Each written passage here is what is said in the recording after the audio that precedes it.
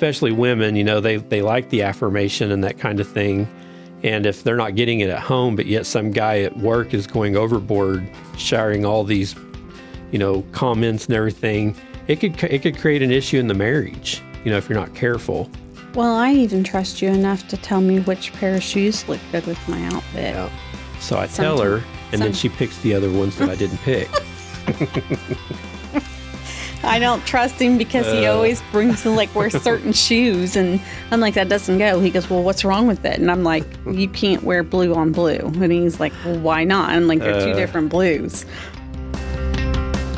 This week on Marriage, Life, and More, we're going to finish episode 5 that we started last week, talking about neglect in marriage. We're going to get back into that right after this.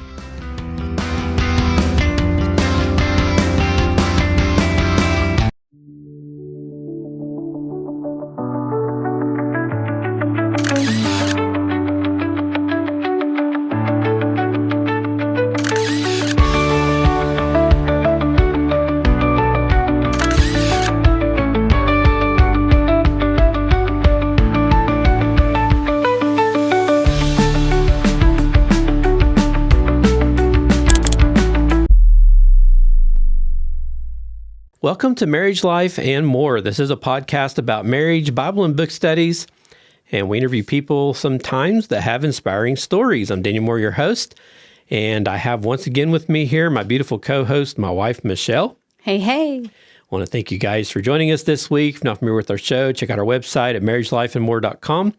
Our platforms are there, YouTube and Rumble links. We're also on the Christian podcasting app Edify. And we're also on your Alexa and Google smart devices. You can also visit us on social on Facebook, Instagram, and X at CTGap Online. If you're a fan of our show, please subscribe. Feel free to leave a comment on our platforms. Give us a thumbs up or a 5-star review on Apple Podcast. And we'd be grateful to you for doing that. That's what helps our podcast to grow. And please share these episodes as well with people that need to hear these things that we're talking about, because we know there's a lot of good marriages out there, but there's not very many perfect ones. So we know everybody needs some help somewhere. Hopefully we'll talk about some things that resonates with you. So this week, as I mentioned here when we was getting ready to start this episode here at the beginning, we're going to be wrapping up episode 5 in our series on marriage reset, going from roommates to soulmates in your marriage. And this week we're going to wrap it up talking about feeling neglected. 3 sacred moments in marriage.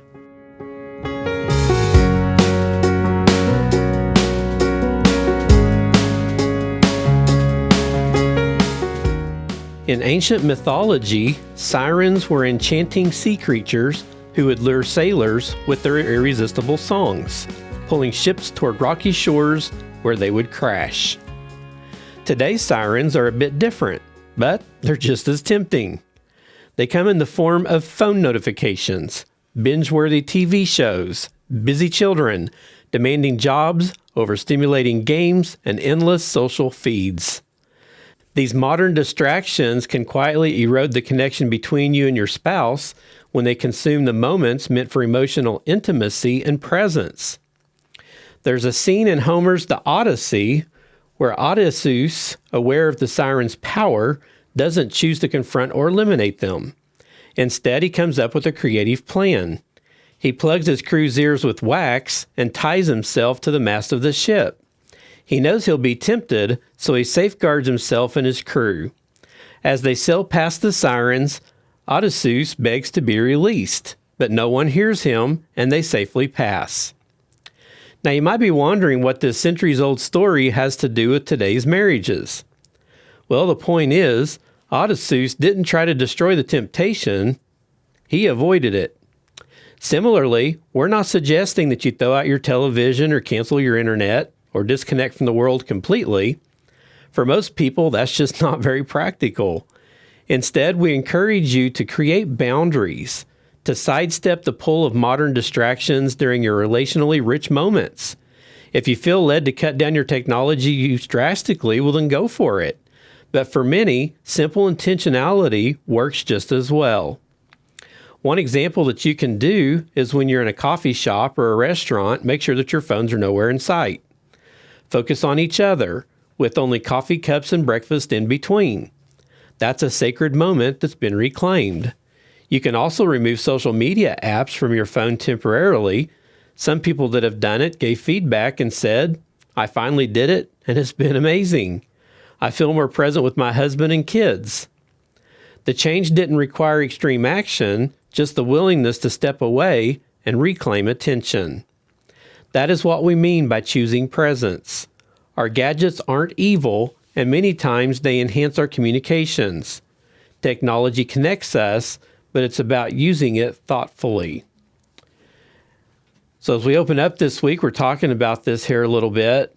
You know, I do know people that has taken social media apps off of their phone, and people have actually used that also to fast. You know, when they've had church fast, or they just have a certain time in the year that they might just fast on their own. A lot of people will fast from social media.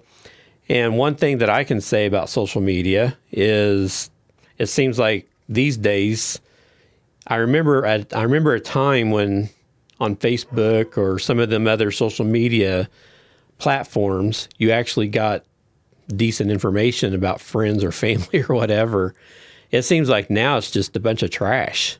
I know when I flip through mine all the time, just trying to see something a friend might have posted or something like that, I'm constantly just seeing ads. And so in all reality, you know, I've gotten to where I use social media for our ministry. I try to post on that quite often, but you really don't see me post much, really. And I really don't flip through it a whole lot because of what's not, there's nothing there to see. But there are some people that, you know, they actually do have a problem, you know, staying off their social medias and stuff. And some of that might have progressed to TikTok maybe or something like that. I don't know. I don't know. I'm not on TikTok. I don't use none of that. So there's no telling that maybe that's where it's all at. I don't know. And I have no intention of using it. But we just have to make sure that when we're, you know, looking at our devices and the social media things that we're involved in, we just have to watch those uses of that. You know, the real trouble begins when we allow technology to chip away at our moments of being truly present. It's not just heads down scrolling. It's the slow separation that happens when we reach for a screen instead of reaching for each other. It becomes a quiet habit, almost invisible at first, yet deeply damaging over time. So this is where we come back to those sacred moments, those rare high potential times during the day when you can actually connect. So there are 1,440 minutes in a day, yet only a small portion of them offer meaningful opportunities for relationship growth. If you really think about your day, most minutes are swallowed up by work, chores, errands, parenting, and routine responsibilities. But some minutes are sacred. They hold the power to refresh your connection. For example, sitting across from each other at a quiet cafe, walking hand in hand after dinner, or winding down together without screens.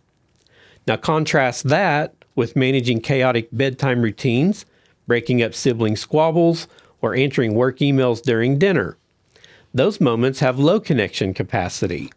Sacred moments don't require ideal circumstances, but they do require awareness and protection. The word sacred implies defending what is precious. When it comes to your marriage, protecting these special moments starts with recognizing them for what they are, brief windows to reconnect in a busy world. And once you spot a sacred moment, don't let those sirens, as we talked about earlier, or other invaders pull your attention away. Safeguard them because they are the anchors that keep your relationship strong. That's good. So this is the goal. Recognize your sacred connection moments and protect them from the sirens and aliens trying to destroy them. Your marriage is unique and will contain different sacred moments that consistently show up in other marriages. But for this week's episode, there's 3 sacred moments that are especially worth recognizing and protecting. One of those is pillow talk. We have parting ways, which is goodbye, and returning home, which is greeting. So let's look at how to protect these sacred moments from the invaders. So as we start here, we're going to talk first about pillow talk. Do you want to share with us on that one? Yeah. The term pillow talk often brings to mind those quiet, tender conversations that happen after intimacy. But we'd like to broaden that idea. Pillow talk doesn't have to follow sex. It can simply be any warm, open, and meaningful exchange that happens while you're lying in bed together. After a long day of responsibilities, stress, and constant activities, couples can often crave connection, yet many allow the habit of real conversation to fade with time. After over 2 decades of marriage, we've come to appreciate that one of the best opportunities for heartfelt communication happens at the end of the day. When the noise dies down and it's just the two of you, this is time to talk about what went well and what didn't, share feelings, cuddle, kiss, make love, or pray together. But unfortunately, this powerful time is often hijacked. We'll admit it's a struggle even for us. Instead of using those final quiet minutes to strengthen our bond, we frequently reach for our phones. It becomes an unfortunate ritual, checking notifications, emails, or news feeds right before we sleep and again first thing in the morning. When we do this, we unintentionally send the message that our digital world holds more importance than our spouse. We end up lying side by side yet feeling disconnected. These quiet nighttime moments, which should be helping us draw closer, are often sacrificed for the sake of screen time. And the truth is, we're allowing one of the most sacred connection points in our day to slip away. And so this pillow talk thing, this is just kind of an overall view of what the typical couples, a lot of them go through this routine and this ritual. Mm-hmm. And I think, you and I have talked about it before that sometimes, even for us, our talking time is after we go to bed. Yeah, a lot of times it is. A lot of times that's when it happens. Mm-hmm. And we don't really have kids at home anymore either. Just super busy in We're the just evenings. so busy with stuff. That's usually when it ends up happening.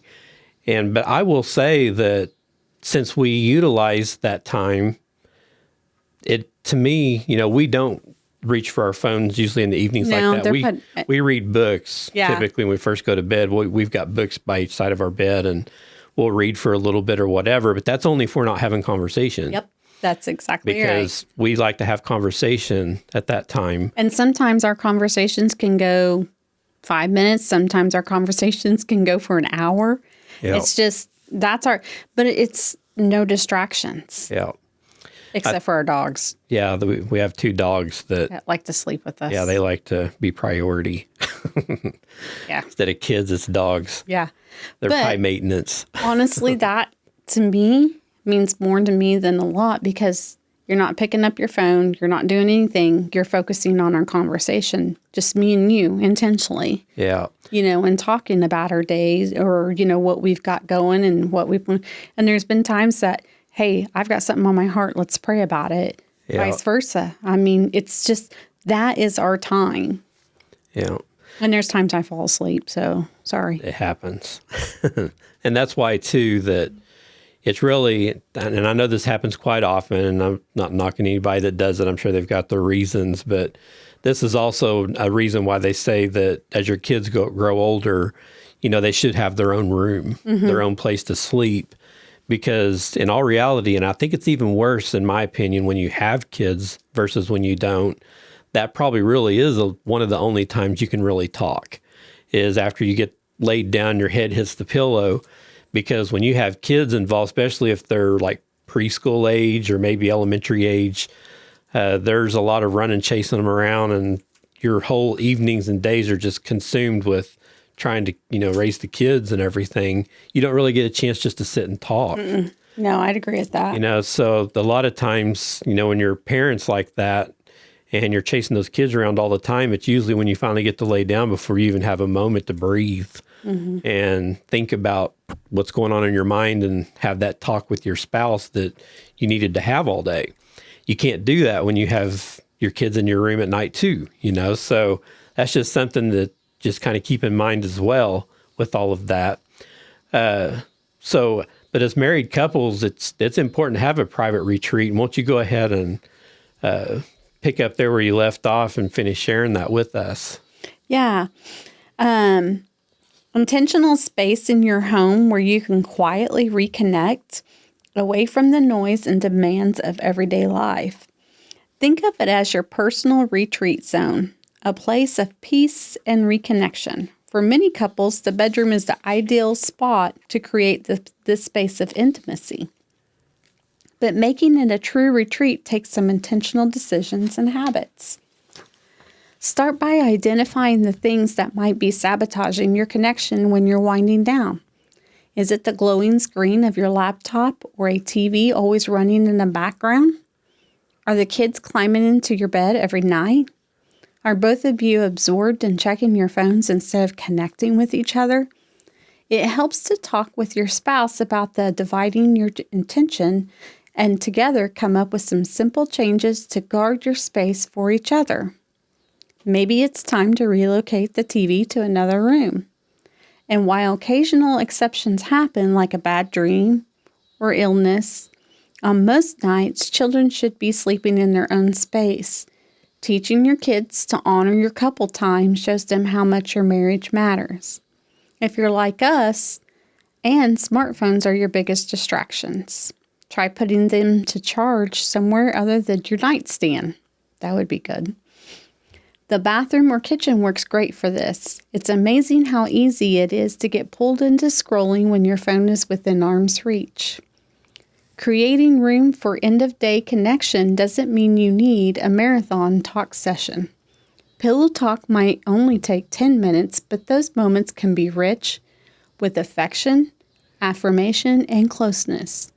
You might chat, cuddle, kiss, or even make love. Ending your time with prayer can deepen your emotional and spiritual bond as well. The truth is, we're not really missing anything important when we put our phones away, but we are missing something meaningful when we let them steal our sacred space. Protecting those bedtime moments allows you to end the day with a sense of closeness you can carry in tomorrow. It's good. And if you remember, kind of doing another flashback here to the 4 laws of love, and I do want to say, if you guys are listening and you've not been through that series, Michelle and I highly recommend that. Yes. And not just because we did the series on our podcast, but we just highly recommend that series, especially. Jimmy Evans did a great job. Yeah, Jimmy Evans wrote the book, and her and I went through it and made a series out of it. And if there is anything in a marriage that you have question about or you need help with, no matter what it is, that series pretty much hit it all. And one of the things that I do remember when we went through that series was how important it is that your kids have a bedtime and that they go to bed at that bedtime, because that teaches them a respect for the time that you have as spouses, which comes after that.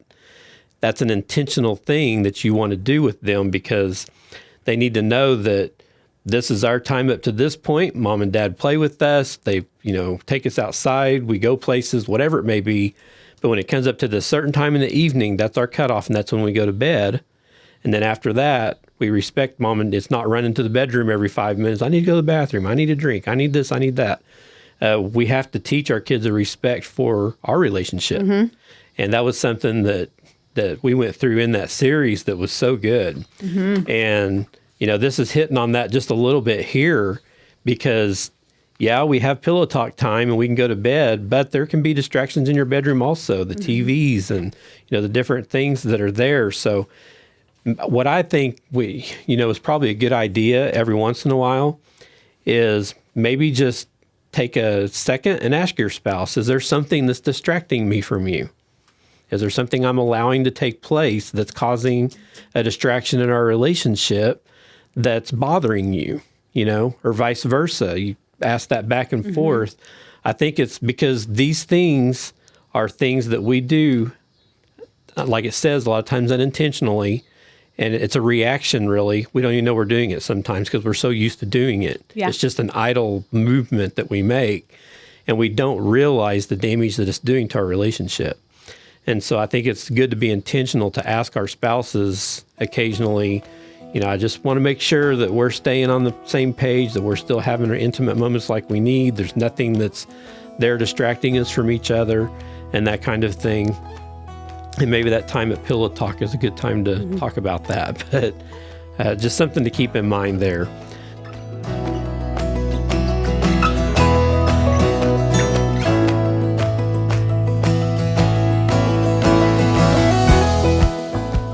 So the second one is parting ways or goodbye.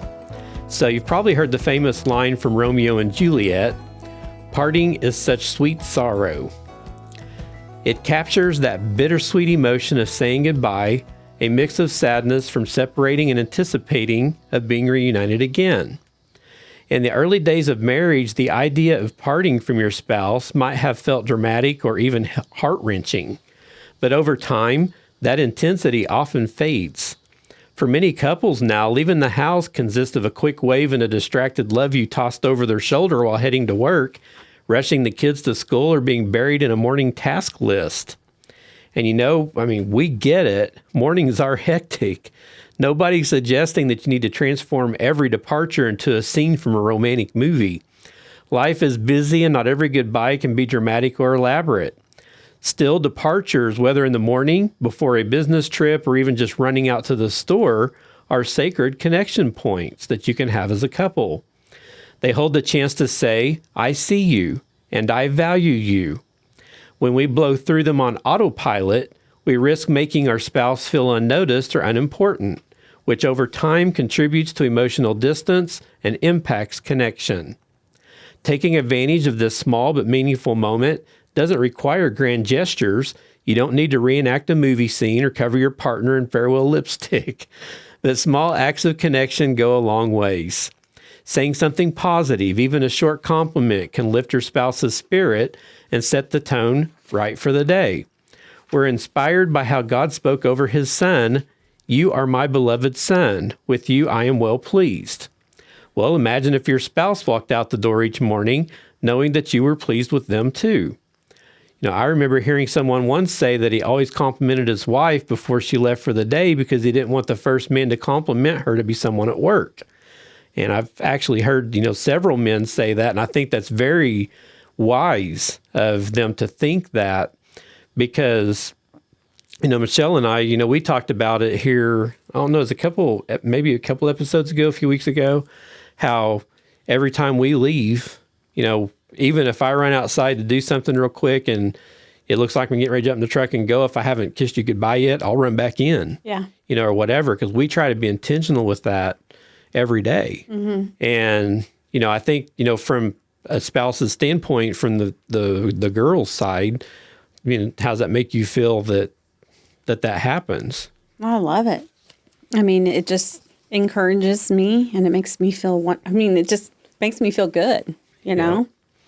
And there's a lot of truth to this. And I feel the same way about this comment that I would rather you not go to work and your coworker guy, because you got men that work there at the bank, I don't want one of them being the first to tell you that you're special. I want myself to, when I give you a kiss goodbye and tell you to have a good day and hope everything goes well and whatever, I want to reaffirm you. Absolutely. And make you feel special before I leave. And you always do. Yeah. And there's not ever a time that goes by that I don't. And if you haven't said anything, I ask you, do I look good? And that's intentional on my part because, I do think about stuff like that because it's easy if this doesn't happen at home, but someone at work's constantly doing that, if the relationship gets to a stagnant point where issues start arising and there's a conflict of interest and different things taking place, that's a good place for something bad to start. Because if a spouse, especially women, they like the affirmation and that kind of thing. And if they're not getting it at home, but yet some guy at work is going overboard, sharing all these, comments and everything, it could create an issue in the marriage, if you're not careful. Well, I even trust you enough to tell me which pair of shoes look good with my outfit. Yeah. So I tell her, and then she picks the other ones that I didn't pick. I don't trust him because he always brings wear certain shoes. And I'm like, that doesn't go. He goes, well, what's wrong with it? And I'm like, you can't wear blue on blue. And he's like, well, why not? And I'm like, they're two different blues. Yeah. We tease each other all the time about it. But I do. I don't always change my shoes. But I feel special that you asked me, even though I'm not a fashion You're not a fashionista? I didn't grow up in Paris. Neither did I. But That's just something, that you need to just think about, to be intentional. These parting moments, they can also be used to speak encouragement, offering words that infuse strength and confidence. Life on a general basis can drain and it can discourage us. But when your spouse hears from you that I believe in you or you've got this, it gives them emotional fuel. Encouragement isn't motivational fluff. It's the act of placing courage into someone.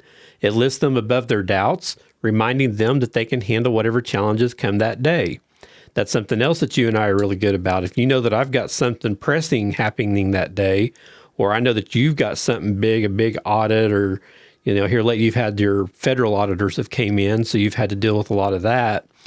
A lot of times if I can tell, that you're really stressed and whatever, I'll tell you, you've been doing a great job. It's going to be great. They're not going to find nothing, and everything's going to go just great and fine. And, because I want you to know that I try to build that confidence up in you. And then you do that for me, sometimes. And so those moments are very important between spouses to share those together. Mm-hmm. So another way to use this sacred moment is through physical affection. So Michelle and I, just like we mentioned earlier, I don't leave the house without a kiss. It doesn't matter if we have to chase each other halfway to the car. There's going to be a kiss involved. Always, yep. Affection like that isn't just about romance. It answers the quiet question, do you still like me? Mm-hmm. Yes, we promise to love each other on our wedding day, but the daily expressions, like a goodbye kiss, show that we still enjoy and value each other. That simple act reassures us of our affection and continued desire, even if our breath isn't morning fresh. And a surprising bonus, there was a study conducted by German researchers that found men who get a kiss from their wives before heading to work live an average of 5 years longer. Wow. Those men also reportedly missed less work, had fewer accidents, and even earned more on average. Wow. The idea is that a kiss gives them a meaningful boost of positivity and confidence to face the day. So apparently, Germany is serious about their kissing. They even have 30 different words for various types of kisses. Wow, interesting. Yeah, and one of our favorites is Nachkussen. It's a kiss given to make up for the ones you've missed. Getting a history lesson here and seeing that I don't know how to speak German. But when you offer affection and verbal affirmation before you part ways, you're not just checking a box. You're sending your spouse out into the world feeling seen, valued, and emotionally fortified. So go ahead and turn goodbye into a sacred moment. And if you've forgotten to do it lately, don't worry. You can always make up for it with a good round of Nachkussen. Well, not only do we give a kiss, but we always say we love each other. Yep. Because, some people grow up not hearing those words. Yep. And I think it's very important you tell people that you love them. And, you love your father. You tell your father and, you love him. Well, I love my husband, so I tell him all the time I love him. I mean, There's usually a phone conversation, and I do it with my mom. Every time I talk to my mom, I'm like, love you. And she'll say, love you back. I mean, it's something that I feel is very important that the other person knows that you love them, especially your spouse. Mm-hmm. Yeah, and there was something that I read today, and of course I see this quite often in the secular world, but I was reading some headlines, and I came across an article where some girl wrote about it's okay to go to bed mad sometimes, regardless of what the world says, or something to that effect. And so I was kind of just glancing through the article just to see what she was going to say about it, because, you and I have talked about that before. We totally disagree with that. We don't think that you should go to bed in your anger. We do know that sometimes you'll go to bed still with a disagreement, possibly. You still may not have came to a conclusion on your issue, but you definitely don't want to go to bed completely angry and totally mad and furious at each other. And somebody made a comment in the comments section that really just put it in perspective. And that girl that made the comment, she said, I totally disagree with you. She said, my grandfather had a massive heart attack and died in his sleep. What if he had not told my grandmother that he loved her before he went to sleep, and that they went to sleep knowing that they were okay and that they were in love with each other? How would she have felt if that had not happened. And, I think that a lot of times we forget about that stuff. We get mad at each other and we blow up and we have our bad interaction and we stomp off and leave it unresolved, not realizing that, we're not guaranteed every second of our life. Yeah. Our next moment may be our last. Is that really the memory that you want to have of the last moment with the person that you vowed to love and cherish and hold for the rest of your life, the person that was supposed to be the most important to you? And so, I myself, because of the situation that you and I have been in with our relationship before, and, we've already almost gotten divorced and we've almost lost each other once before, I always want you to know how I feel about you now. I don't want to leave any question about that. And, that way, if something ever were to happen, regardless of what it was, at least I would know that I did my part to make sure you knew, Same. Yeah. And so I really liked her comment back on that article because obviously I disagreed with it.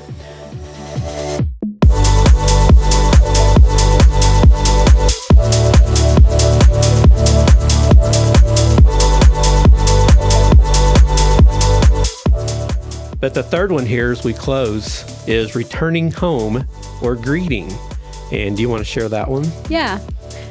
Few phrases are as heartwarming as hearing your children shout, "Mommy's home," or "Daddy's here." When kids are young, they often run to the door with boundless enthusiasm, dropping what they're doing to smother their parent with hugs and squeals. That kind of eager greeting makes the end of the workday feel like a celebration. Even dogs often model this joyful reunion. A family dog might bounce around in excitement, tail wagging wildly as humans walks through the door, unable to contain their happiness. It's a moment full of pure connection. Some animals, however, don't exactly roll out the welcome mat.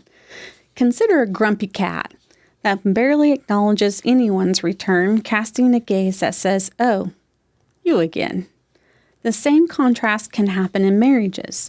At one time, couples passionately welcome each other after being apart, like a couple recently spotted at the airport in a heartfelt embrace. The woman ran into her partner's arms, laughing and crying, even though they'd only been apart for a day. To them, those 24 hours felt much longer.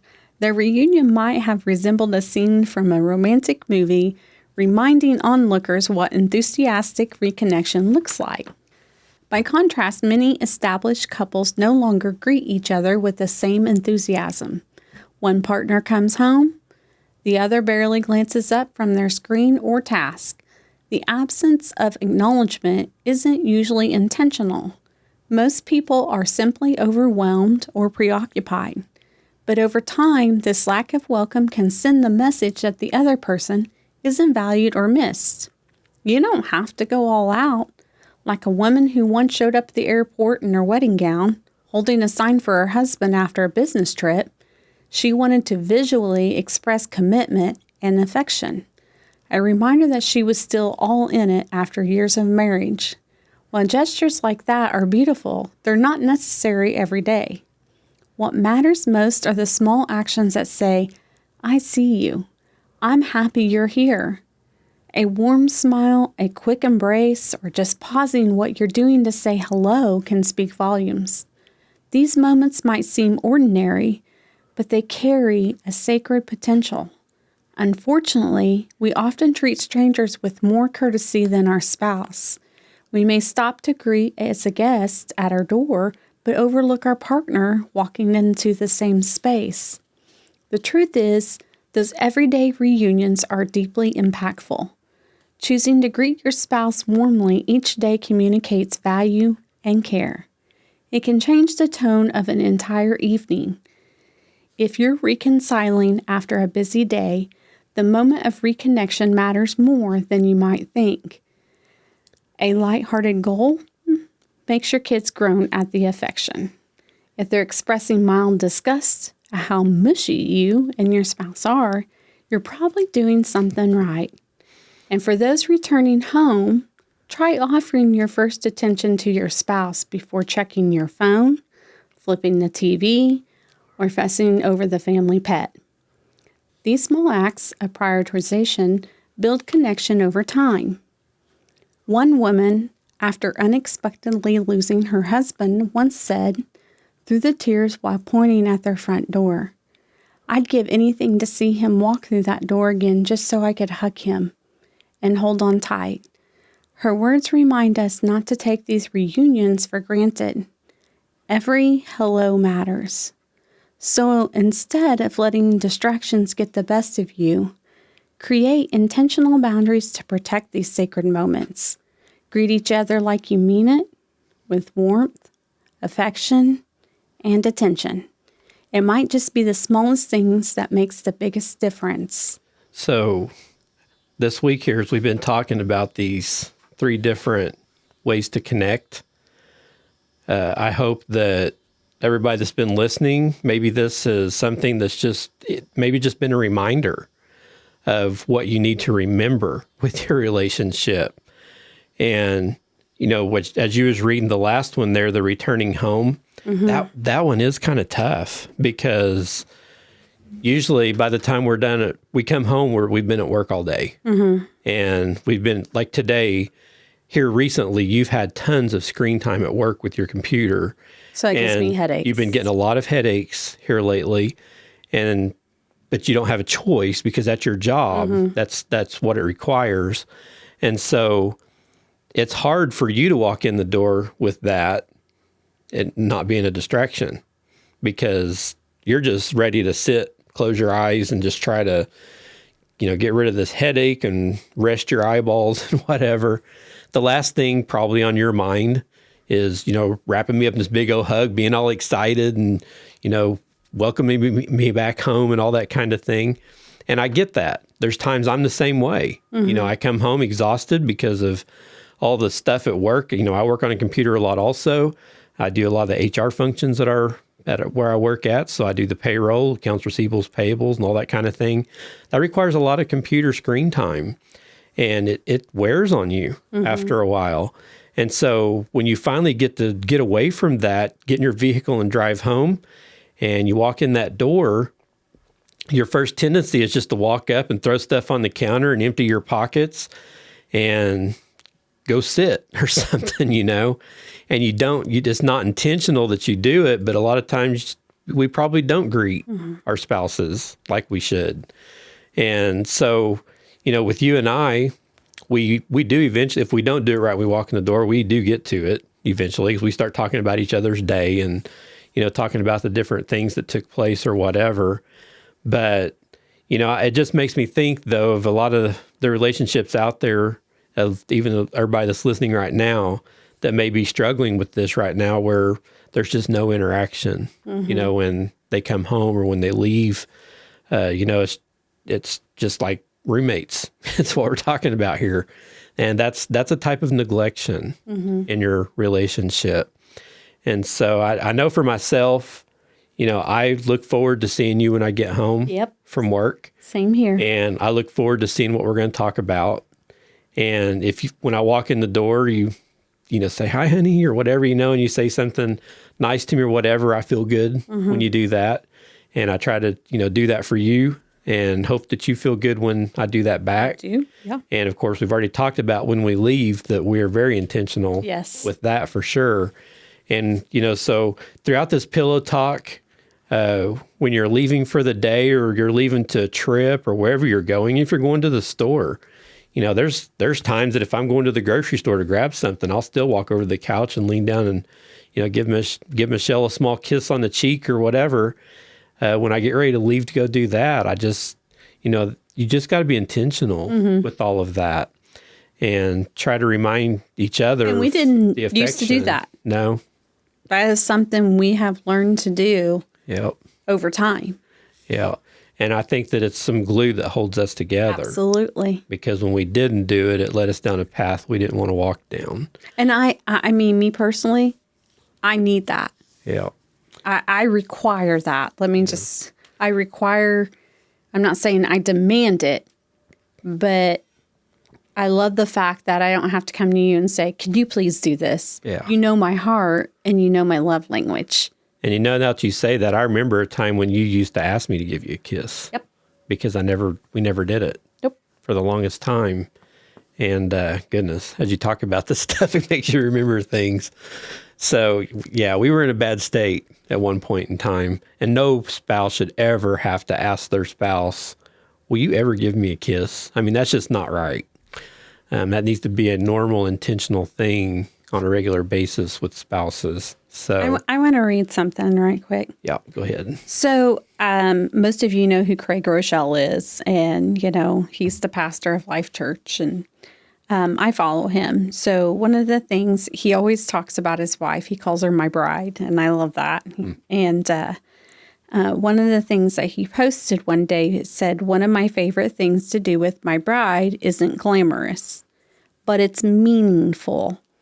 Almost every day we take a walk. Sometimes they are filled with deep conversations.